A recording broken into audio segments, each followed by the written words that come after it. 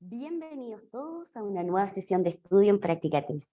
Hoy nos encontramos con una clase grabada, pero la clase está precisamente hecha para que ustedes hoy día puedan estudiar lo necesario para obtener su licencia clase B. Así que no se preocupen, no podemos estar en vivo, pero por supuesto tenemos la clase disponible para todos ustedes. Hoy día nos encontramos en un tema muy importante, que habla sobre el individuo en el tránsito, principalmente del alcohol y la conducción. Eh, Vamos a hablar de este tema. Recuerde que todo lo que tiene que ver con ese tema en específico vale doble puntaje en su examen. Por lo tanto, vamos a centrarnos. Este capítulo es un capítulo bastante más extenso. Hay algunos ejercicios que hay que realizar que nos plantea el libro del conductor, pero esos ejercicios yo se los voy a dejar para que ustedes los puedan estudiar y los puedan resolver en un momento de estudio personal. ¿Perfecto?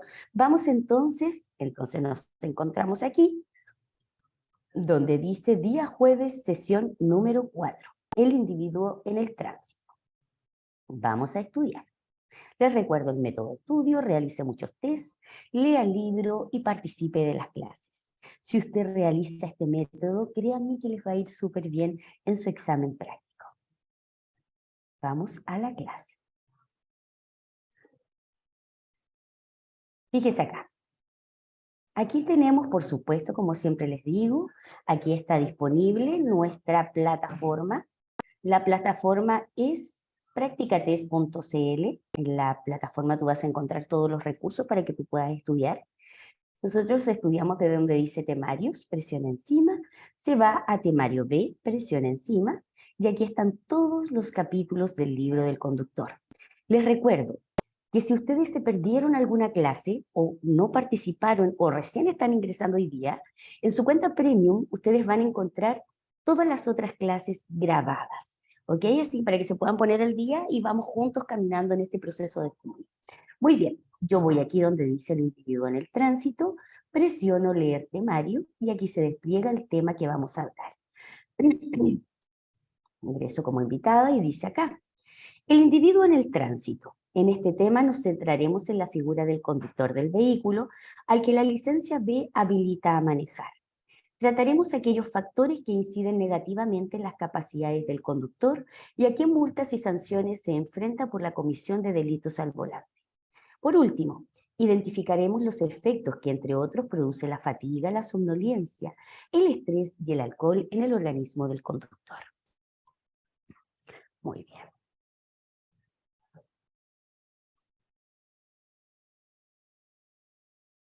La conducción de un vehículo implica grandes exigencias. ¿Por qué ocurren los siniestros?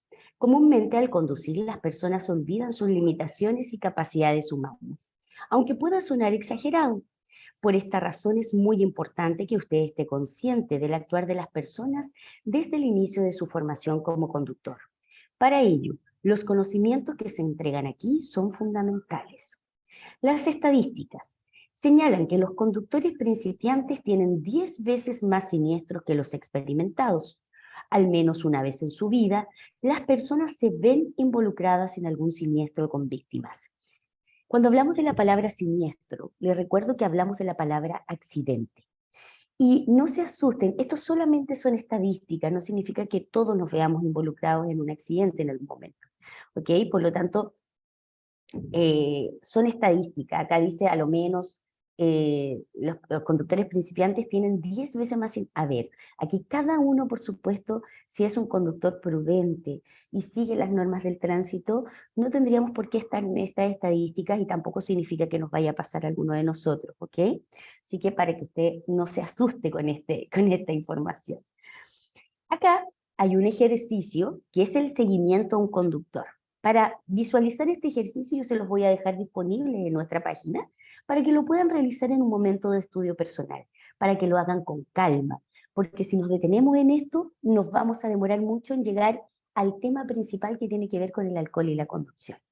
Entonces, el ejercicio trata, ¿están capacitadas las personas para responder las exigencias del tránsito? Acompañaremos a un conductor en su viaje. Y aquí hay algunas imágenes que se va relatando lo que pasa con este conductor. Otros ejercicios que son sumamente importantes, ¿ok? Nosotros ahora vamos a continuar con lo que tiene que ver con la capacidad visual. La capacidad visual, ver correctamente en diversas situaciones al conducir es muy complejo. De noche con lluvia, de día con sol, de frente, hasta factores que parecen simples como vidrios limpios influyen en la capacidad visual. La adaptación del ojo a los cambios. La vista humana requiere de un determinado tiempo para adaptarse a los cambios bruscos de luminosidad o ausencia de ella. La ceguera real temporal, ¿qué es? Se produce al mirar directamente y por un tiempo prolongado los focos de los vehículos. Cuando tú vas en un vehículo, yo creo que a todos nos ha pasado, que miramos directamente un vehículo que viene con las luces altas y uno tiende a cerrar los ojos y se produce un efecto de ceguera temporal. Ese efecto dura 0,0 unos milisegundos, pero fíjese que la ceguera temporal, el ojo queda con una capacidad visual de 0% durante esos milisegundos. Fíjese lo peligroso que puede ser al mirar directamente un foco en caso en caso que vamos conduciendo, ¿verdad? Conducir en un túnel puede ser muy complejo al salir de este, pues el ojo requiere de un tiempo antes de ver con máxima nitidez, del oscuro a lo claro. Personal o animales en la vía. En ocasiones puede ser muy difícil visualizar nítidamente a personas o animales en la vía debido a las condiciones de visibilidad y especialmente al tiempo que requiere el ojo para adaptarse a los cambios bruscos. Conviene saber que un abrigo oscuro refleja solo el 5% de la luz, la ropa blanca un 80% y los materiales reflectantes entre un 90 y un 98% de la luz. ¿Okay? ¿Qué es la percepción selectiva? El cerebro selecciona estímulos o información al conducir debido a la gran cantidad de estímulos a los cuales se expone un conductor. La selección e interpretación de ellos no es casual, sino que se determina por el estado de vigilancia, necesidades y expectativas. ¿Qué quiere decir esto? La percepción selectiva es aquello que nos dice el cerebro. Cuando vamos conduciendo, nos dice, ok, el cerebro dice, mira hacia adelante, enfócate hacia adelante, al lado va un ciclista, al lado va otro ciclista, adelante va un camión, etc. Uno selecciona lo que necesita para la conducción y eso lo hace el cerebro. ¿Okay? En cambio, si no tuviéramos esta percepción selectiva o el cerebro no hiciera esta función, estaríamos conduciendo y estaríamos mirando el avión que va pasando, los pajaritos que están en un árbol, el edificio nuevo que se construyó, y estaríamos distraídos en muchas cosas que no tienen sentido para la conducción, ¿verdad? En cambio, la percepción selectiva, el cerebro nos determina y nos selecciona lo que nosotros necesitamos para poder ver correctamente o lo que necesitamos para la conducción. Muy bien. Acá tenemos otro ejercicio y aquí llegamos a la visión directa y la visión periférica. La visión periférica junto con la visión directa se complementan en un efecto de compenetración. Es decir, se descubren cosas con la visión periférica y se reconocen con la visión directa. La visión periférica entrega al menos un campo visual de 180 grados. Los conductores experimentados utilizan mucho más su visión periférica que los inexpertos. La visión directa es cuando vemos directo de frente. La visión periférica es cuando podemos ampliar un poco más la mirada, ¿verdad? Y podemos ver que al lado nuestro va un ciclista, podemos ver que al otro lado va a pasar un motociclista, etcétera, etcétera, etcétera. Pero tampoco nos hace descuidarnos de nuestra conducción, porque acuérdense que tenemos la percepción selectiva y el cerebro dice, enfócate en lo que necesitas, ¿ok? Generalmente cuando estamos aprendiendo a conducir utilizamos mucho más la visión directa, pero cuando uno ya tiene experiencia, se complementan estos dos tipos de visión para poder ver correctamente. El efecto visión de túnel. Al aumentar la velocidad, el campo visual disminuye, pues al ir más rápido, usted fija mucho más la visión. Es decir, comienza a privilegiar la visión directa en desmedro de la visión periférica. La visión de túnel también aparece en situaciones de estrés. Fíjese muy bien acá. Tenemos, acá vemos un vehículo. Atención que la visión de túnel no es cuando uno anda dentro de un túnel, ¿ok? La visión de túnel depende de la velocidad con la cual andamos en nuestro vehículo. Si nosotros, por ejemplo, a mayor velocidad, a 130 km/h, Si andamos a 130 kilómetros por hora, nuestro campo visual se disminuye a 30 grados. Aquí lo que indica la letra A, o sea, se privilegia la visión más directa que la periférica. Si la velocidad va a 100 kilómetros por hora, el campo visual son 42 grados. Fíjese que se amplía, aquí tenemos la letra B. Ahora, la letra C, si vamos a 65 kilómetros por hora, el campo visual se amplía a 70 grados. Y finalmente, si vamos a 35 kilómetros por hora, el campo visual también se amplía a 100 grados. ¿Okay? Aquí es la letra D. Muy bien. Acá tenemos principalmente un video explicativo justamente de este tema sumamente importante. Muy bien. Dice acá. Pasamos al siguiente tema y nos dice que la conducción segura requiere equilibrio emocional. Madurez. ¿Por qué es necesario haber cumplido los 18 años o excepcionalmente 17 para poder optar a una licencia de conducir? Porque la sociedad considera que a esta edad los individuos están capacitados para asumir responsabilidades tan grandes como conducir, tomando en cuenta que en muchos casos la falta de responsabilidad puede llevar a siniestros fatales. Tristemente, la realidad, avalada por los datos, demuestra que los conductores jóvenes son quienes más siniestros provocan. Acuérdense, la edad con mayor accidentabilidad son entre los 18 y los 29 años y también, por supuesto, de mayor fallecimiento. Los principales factores que explican la alta siniestralidad en conductores jóvenes. La excesiva necesidad de autoafirmación, principalmente no obedecer las normas del tránsito. Capacidad de conducción sobrevalorada, especialmente no usar medidas de seguridad como ponerse el cinturón. Comportamiento exhibicionista del grupo, sobre todo realizando maniobras de riesgo. Asumir mucho riesgo al conducir, compitiendo con otros vehículos. Influencia de la publicidad, puntualmente la que fomenta riesgos. 5 factores que influyen en la evaluación y aceptación del peligro son los siguientes. La actitud frente al tránsito. No consideran la conducción como algo peligroso. Atribuciones sobre el comportamiento. Creen que conducen mejor que los demás. Experiencia en la conducción. Muchos no tienen demasiada experiencia en la conducción. Nivel de control. Creen que pueden controlar perfectamente el vehículo. Baja percepción del riesgo. Muchas situaciones como ingerir alcohol y conducir no las consideran peligrosas. Esto que acabo de mencionar, que son 5 factores de evaluación y aceptación del peligro, se atribuyen principalmente a la población más joven. Recuerden que la población más joven tiene muchos, no todos, tienen esta inmadurez que muchas veces los hace tomar decisiones equivocadas. Entonces, esto corresponde o engancha en lo que tiene que ver con la aceptación del peligro. ¿Okay? Acá tenemos un video explicativo. La presión del grupo y la propia fortaleza, también tenemos conductas que implican riesgos. En la presión del grupo nos dice que las personas con personalidades influenciables pueden actuar distinto al grupo que individualmente. Por ejemplo, manejando más rápido y asumiendo mayores riesgos. En situaciones, dichas personas pueden conducir de formas en las cuales no están acostumbradas y por ello caer en errores que, como señalamos constantemente, pueden ser fatales. Las conductas que implican riesgo. Tenemos la impulsividad. Significa actuar sin pensar, sobre todo sin tomar en cuenta las consecuencias de cada decisión. Ser impulsivo, no pensar. No asumir la culpa, siempre culpar al otro y no asumir lo que yo hago. Reprimir pensamientos. En ocasiones las personas reprimen algunos pensamientos por vergüenza o inseguridad.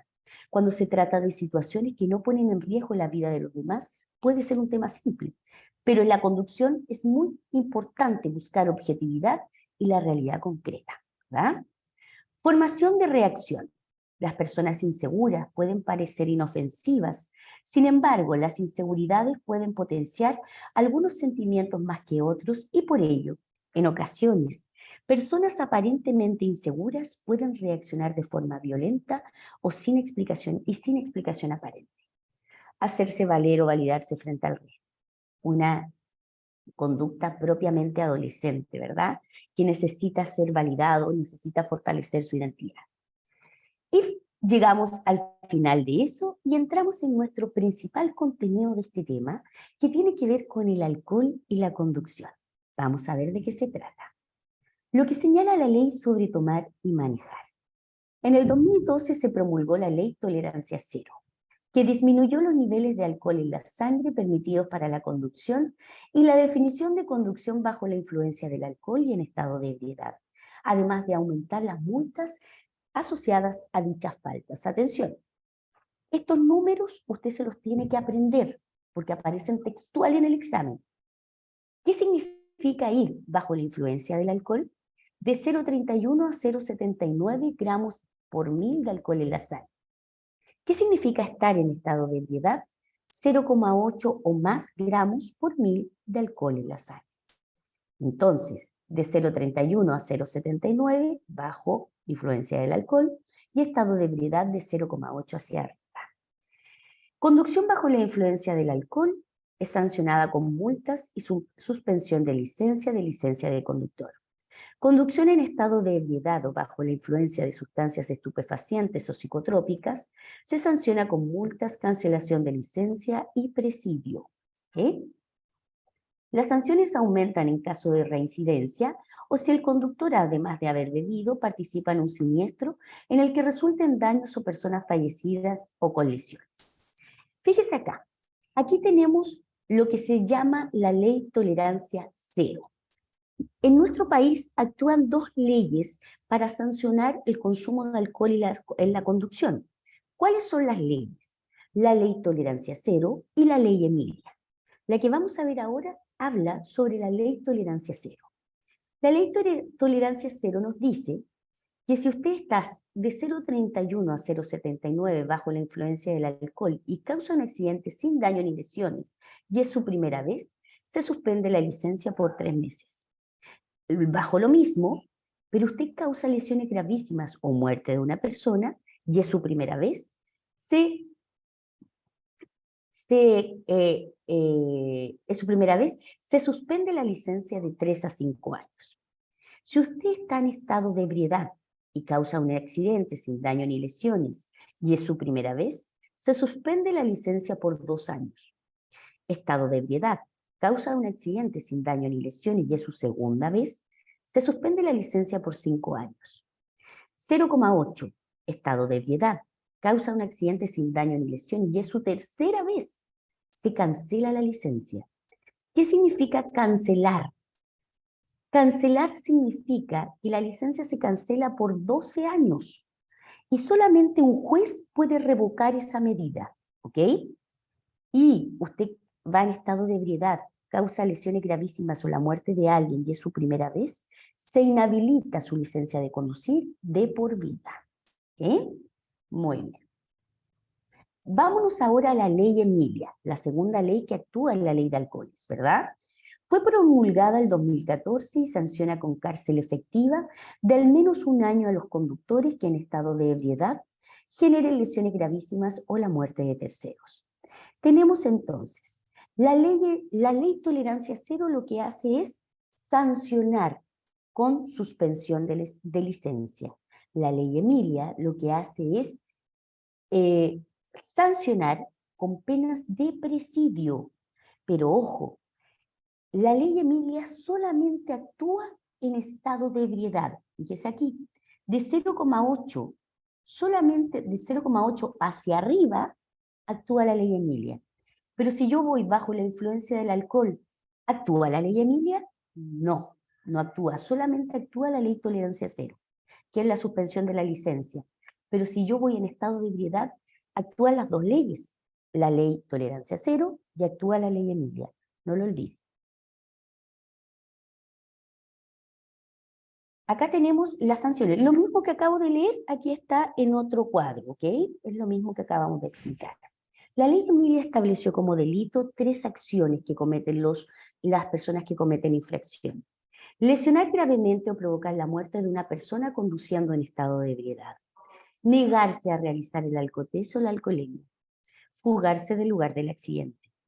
Estas 3 acciones las cometió una persona que dio muerte a Emilia, que era una niña que viajaba en el vehículo con sus padres, y cometió estas 3 acciones. Incluso ahora hace poco salió una noticia de un conductor que fue la misma situación de Emilia. El conductor también trató de huir, pero lo alcanzaron, y por supuesto la persona iba en estado de ebriedad, por lo tanto obviamente en este caso va a haber pena de presidio para esa persona. Muy bien, en caso de siniestro vial o de accidente de tránsito, siempre debemos detener la marcha del vehículo, prestar ayuda al que fuese el posible afectado y dar cuenta a autoridades sobre el hecho. De no cumplir estas obligaciones, el conductor comete el delito de fuga del lugar del accidente, aunque no haya consumido alcohol. Las penas de cárcel. ¿Cuáles son las penas de cárcel de la ley Emilia? Atención. Si usted va en estado de ebriedad y causa un accidente con lesiones gravísimas, pero además, fíjese en esa parte donde dice no aplica, fíjense que la palabra no aplica causa más confusiones. Mejor fíjense en lo que dice arriba. Arriba dice delito calificado. El delito se considera como delito calificado si una persona, además de causar estas lesiones gravísimas, es un conductor con licencia cancelada o inhabilitada, un conductor profesional o un reincidente. Ya es delito calificado. Si no tiene esas características, sería un delito simple, ¿verdad?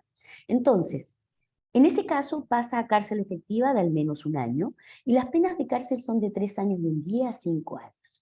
Si la persona causa la muerte de una persona, no aplica, o en este caso sería delito calificado si la persona nuevamente conduce con licencia cancelada o inhabilitada, es un conductor profesional y además es un reincidente. ¿Ok? Esto sería de alguna forma delito, se considera como delito calificado. A ver, yo no sé si me estoy escuchando bien. Aló, aló, aló, aló. Perfecto. Sí, estoy bien. Perfecto. La pena sería al menos de 1 año y la pena de cárcel sería de 3 años y 1 día a 10 años o de 5 años y 1 día a 10 años, ¿verdad? Las penas se aplican para los conductores que ocasionan accidentes en estado de ebriedad, de 0,8 gramos de alcohol por litro de sangre.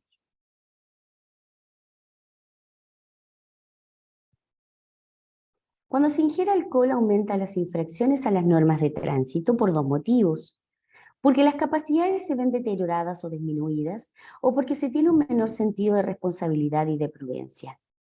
Los efectos del alcohol en el organismo son los siguientes. El principal afectado es el cerebro, principalmente afectando la atención, procesamiento de información y percepción. Capacidades de reacción con alcohol. Con muy pequeñas dosis de alcohol, las capacidades de reacción y coordinación se ven afectadas y pueden producir resultados catastróficos debido a la imprudencia de los conductores que manejan cuando han bebido. Estado de ánimo con alcohol. El estado de ánimo es perturbado por la presencia de alcohol en el organismo. Esto disminuye, incluso inhibe, la capacidad de distinguir entre diferentes estímulos, influyendo negativamente en el tiempo de reacción. Reducción de la visión. Cuando una persona bebe, puede notar una reducción de visión, pues su visión directa puede funcionar, sin embargo, lo que se ve afectado y disminuye notoriamente es la visión periférica. Recuerden lo que hablamos al inicio. La única tasa de alcohol segura para conducir es 0. Por eso, si va a conducir, evite el consumo de alcohol. Si finalmente bebe, no conduzca. Busque otra alternativa para transportarse. ¿Cómo varía la tasa de alcohol en la sangre? La alcoholemia consiste en una muestra de sangre que se analiza para conocer la tasa de alcohol que presenta una persona que ha bebido. Prueba espirométrica es otro método que se usa para determinar la tasa de alcohol en la sangre con equipos especiales usados por este fin por Carabineros de Chile. Factores de variación de alcohol en la sangre. Cantidad de alcohol consumida. La masa corporal a menos peso, mayor tasa de alcohol en la sangre. Sexo. Con la misma cantidad de alcohol ingerida y mismo peso, es muy probable que las mujeres tengan mayor tasa de alcoholemia que los hombres. Duración de la ingesta. Al beber en poco tiempo, la tasa de alcoholemia será superior, como muestra el gráfico. Tenemos aquí periodo de ingestión, si tenemos este gráfico. Fíjese que el periodo de ingestión de alcohol fueron de 3 horas. Y aquí llega al pic máximo, ¿verdad? Meseta. Y comienza a bajar. Luego viene un reposo nocturno y comienza a bajar la tasa de alcohol. Entonces, ¿cuántas horas se demoraría el alcohol en desaparecer de la sangre? Contemos, desde que dejó de consumir, 1, 2, 3, 4, 5, 6, 7, 8, 9, 10, 11, 12, 13, 14, 15, a lo menos 16 horas se elimina el alcohol de la sangre, según la curva de alcoholemia. ¿Ok? Detección de alcohol en la sangre. El alcohol en la sangre se detecta a los 5 minutos de la ingesta. Liberación de alcohol en la sangre. El cuerpo metaboliza el alcohol y dicho proceso no se puede acelerar. Los remedios caseros como el café, cigarrillo, ducha fría o ejercicios físicos solo transforman a una persona borracha adormecida en una persona borracha despierta. Importante, dormir algunas horas podría no ser suficiente para garantizar una conducción segura. Alimento ingerido. Reduce el alcohol en la sangre. El alcohol mezclado con bebidas carbonatadas fomenta la absorción por el estómago. Edad. Mayores de 65 y menores de 18 años son el grupo que percibe más fuertemente los efectos del alcohol. Los conductores de menor edad están en un mayor riesgo al conducir bajo la influencia del alcohol, pues aún no han automatizado mucho sus movimientos, ¿verdad? Acá tenemos un video explicativo que está disponible, por supuesto, para todos ustedes. Llegamos al siguiente tema que habla sobre las drogas y los estupefacientes. Al igual que el alcohol, el consumo de drogas afecta gravemente a los conductores al momento de conducir, pues los pone en grave riesgo. La mayoría de las drogas disminuyen o eliminan la percepción, cognición, atención, equilibrio, tiempo de reacción y otras facultades necesarias para la conducción. Las drogas generan dependencia física y psicológica. Las drogas más consumidas en la actualidad son la marihuana, cocaína, éxtasis, anfetaminas y alucinógenos. Yo les voy a dejar este cuadro que está aquí. Es un cuadro sumamente bien explicado. Aquí uno entiende perfectamente cómo actúan las drogas, no solamente en la parte fisiológica, sino también en la conducción. Fíjese arriba donde dice efectos fisiológicos. Dificultad de atención, ¿quién la provoca? Las 4 drogas. Más abajo tenemos manifestaciones en la conducción. ¿Quién la provoca? Marihuana, cocaína, éxtasis y pasta base. Distracciones al volante por falta de concentración, las 4 drogas. Aumento en el tiempo de reacción, ¿quién la provoca? La marihuana. Pánico durante la conducción, ¿quién la provoca? El éxtasis.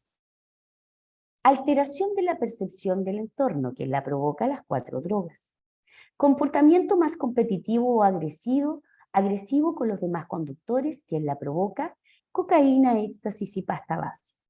Impulsividad para enfrentar imprevistos, ¿quién la provoca? Cocaína, éxtasis y pasta base. Fíjese que aquí está muy bien explicado. Vámonos a las enfermedades y fármacos.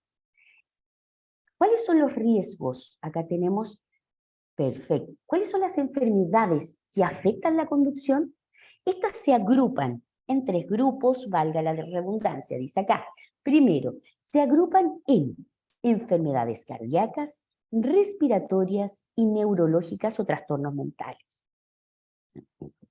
¿Qué nos dice cada una de ellas? Las enfermedades cardíacas son hipertensión arterial, arritmia, angina de pecho, infarto e insuficiencia cardíaca. Las enfermedades respiratorias son rinitis alérgica, gripe resfriado común, asma bronquial, bronquitis crónica, apnea obstructiva del sueño. Enfermedades neurológicas y trastornos mentales, demencias, epilepsia, depresión y trastornos de ansiedad. Todo esto son las enfermedades que afectan la conducción. ¿Cómo disminuimos el riesgo de siniestros cuando tengo una enfermedad crónica? Debo conocer muy bien la enfermedad. Debo tener claro cuáles son los efectos de los medicamentos de su tratamiento. Debo reconocer los síntomas de una crisis. No conducir durante una crisis o fase compleja. Debo seguir todas las instrucciones médicas. No debemos beber alcohol mientras tomamos medicamentos. ¿Ok? Eso tenemos que tenerlo presente. Nos vamos al final, al último tema de hoy, que habla sobre el cansancio, sueño y fatiga. El cansancio, sueño y fatiga son estados habituales de la vida cotidiana. Sin embargo, cuando se trata de conducir un vehículo, la mayoría desconoce los altos riesgos y la peligrosidad de manejar un vehículo en estos estados. Colisiones por alcance, salidas de la vía, colisiones frontales son las consecuencias más comunes de conducir con cansancio, sueño y fatiga. ¿Qué pasa cuando conduces cansado o con sueño? Entre el 15 y el 30% de los siniestros de tránsito están asociados al cansancio y sueño en los conductores, incluyendo muchos con consecuencias graves. Los siniestros no ocurren solo porque el conductor se quede totalmente dormido, sino que solo es necesario pestañear con mucho cansancio para estar en riesgo de un grave siniestro. El cansancio y sueño son una de las principales causas de siniestros de tránsito, entre un 15 a un 30%, especialmente ocurridos en carreteras. ¿Cuáles son los efectos del sueño y cansancio? Disminución en la capacidad de reacción, mayor cantidad de distracciones al volante, alteración del juicio y la toma de decisiones, alteración de la movilidad y empeoramiento de la coordinación motriz, aparición de microsueños, alteración de la percepción y cambios en el comportamiento. Muy bien. Factores que favorecen la aparición del sueño. Atención, que esto es pregunta de examen. Primero, la hora del día. Entre las 3 y las 5 horas o de la mañana y entre las 14 y las 16 horas son las horas con mayor somnolencia. Dormir menos de lo habitual es una de las principales causas de somnolencia, especialmente cuando alguien duerme incómodo o no duerme la cantidad de horas que acostumbra. Turnos. Gente que trabaja en turno, ¿verdad? Sueño ligero, tránsito monótono, consumir sedantes y estimulantes como el alcohol, medicamento, comidas abundantes, bebidas estimulantes y trastornos del sueño. Importante, es muy relevante señalar que todos estos factores indicados afectan de formas distintas a cada conductor en particular, ¿verdad? Muy bien. Llegamos al final de este capítulo, por ejemplo, por supuesto, perdón, tenemos la normativa legal, tenemos también el video explicativo, el video del profesor David y el test de la unidad.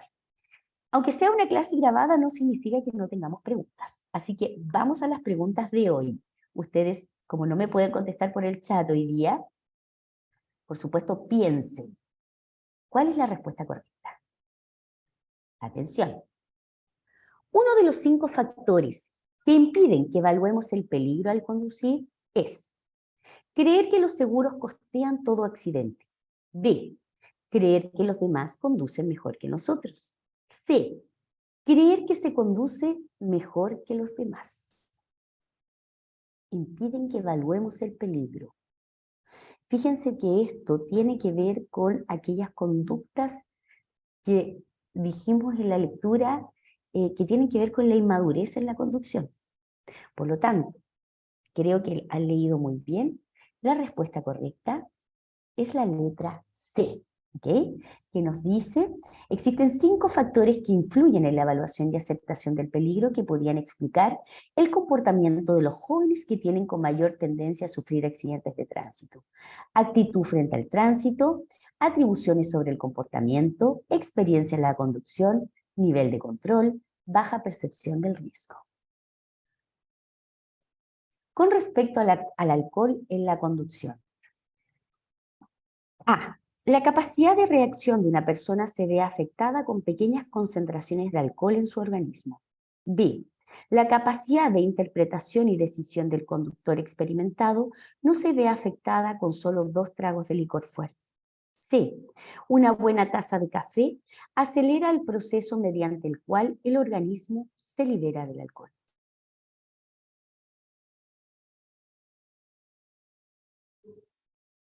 A ver, la letra B no es. Recuerden que la única tasa de alcohol segura para conducir es 0.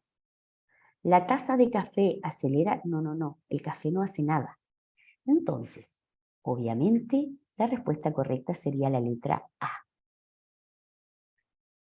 La visión de túnel se produce cuando A. El conductor aumenta la velocidad significativamente. Las luces del vehículo se encuentran mal ajustadas. El conductor utiliza su campo visual al máximo. Perfecto. Recuerden que la visión túnel no significa que vamos dentro de un túnel. Tiene que ver con la velocidad que yo aplico en la conducción. Entonces, a mayor velocidad, más angosta, podríamos decir, es la visión de túnel, por lo tanto la correcta es la letra A. Muy bien. La ley Emilia estableció como delito A. Conductores que se fugan del lugar del accidente. B. Conductores que se niegan injustificadamente a realizar el alcotés o alcoholemia. C. Todas las mencionadas. D. Lesionar gravemente o provocar la muerte de una persona conduciendo en estado de ebriedad.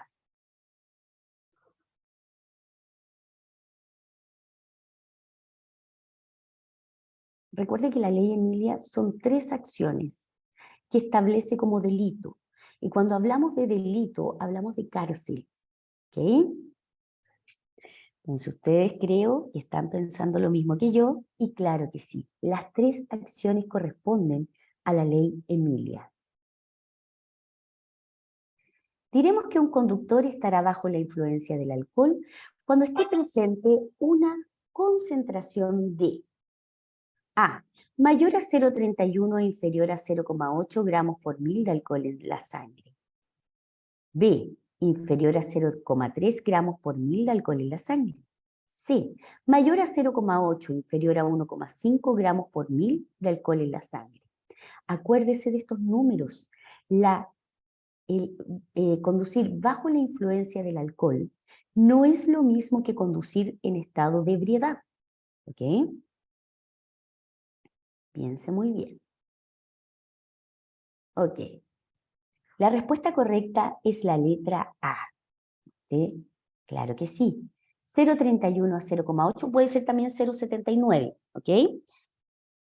La B inferior a 0,3 no es. Y la C mayor a 0,8 ya estamos hablando de estado de ebriedad. ¿Ok? Así que, ojo, de 0,31 a 0,8 o 0,79 corresponde a la influencia del alcohol. ¿Ok? Muy bien, queridos estudiantes de Práctica TES. Hemos llegado al final de este capítulo. Hoy día, por una situación excepcional, les entregamos esta clase que está completamente disponible para ustedes. Es una clase muy importante. Mañana nos volvemos a encontrar a las 9 de la noche con otro tema. Les voy a decir qué tema nos toca mañana por si quieren leer el capítulo, ¿ok? Mañana nos corresponde, estamos acá, usuarios vulnerables. Así que les recomiendo que para mañana lean el capítulo de usuarios vulnerables y así pueden complementar con la clase de la noche. ¿Ok? Así que les dejo muchos cariños, espero que hayan tenido un excelente día y nos reencontramos mañana en otra sesión de estudio. Cariños para todos. Chao, chao.